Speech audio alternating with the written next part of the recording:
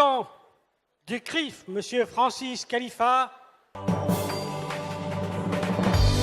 J'ai le grand plaisir de remettre au nom du Bet Lubavitch ce prix à l'équipe de Radio J, la radio qui nous accompagne tous les jours, la radio qui nous permet de garder le lien avec un pays qui nous est cher, qui est Israël, et la radio qui est toujours là lorsque nous avons des combats à mener pour les relayer.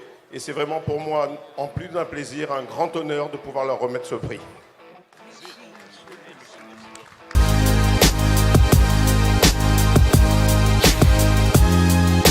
Juste dire que concernant le mouvement Lubavitch, nous avons commencé notre, je ne vais pas utiliser le mot collaboration, ça ne va vraiment pas, mais notre compagnonnage avec la retransmission en direct de New York, c'est à cause du bruit, le Farbrengen du Rabbi, c'était le 12 Tammuz 1981, là, je me souviens bien, et ça a été quelque chose de vraiment particulier puisque ça a permis aux nombreux adeptes du Rabbi de ne pas être obligés d'aller rue Lamartine à 3 heures du matin. Et on avait fait ça en direct. C'était une date historique, je crois aussi bien pour Radio J que pour le Bet Lubavitch. Merci à tout le Bet Lubavitch.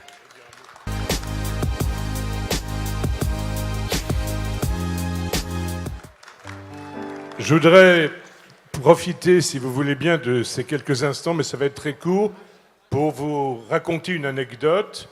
Tout à fait au début de la radio, on était extrêmement proches avec le Bet Lubavitch et nous, en tant que régie de la radio, nous avions développé une société de production de films télé. Et un jour, Chaim Nissenbaum vient nous voir et nous dit « Nous aimerions pouvoir diffuser les Farbrengen du Rabbi sur une chaîne de télévision française nationale. » Je le regarde un petit peu éberlué en me disant « Mais comment peut-on envisager une telle chose ?» J'imagine, avec le décalage horaire, sur une grande chaîne nationale, le paysan de la Beauce se réveillant après une insomnie à 4 heures du matin, écoutant un monsieur âgé parler dans une langue étrangère qui était le yiddish. Jamais cela ne sera accepté. Il me dit « Tu ne sais pas, fais la demande, on verra bien. » À l'époque, il n'y avait pas encore les fax, il y avait encore moins de tous les systèmes de transmission contemporains. Il y avait ce qu'on appelait les téléx. Et je me souviens encore aujourd'hui que nous avons envoyé 3 téléx à 3 chaînes de télévision différentes. Et je me suis dit, jamais personne ne nous répondra.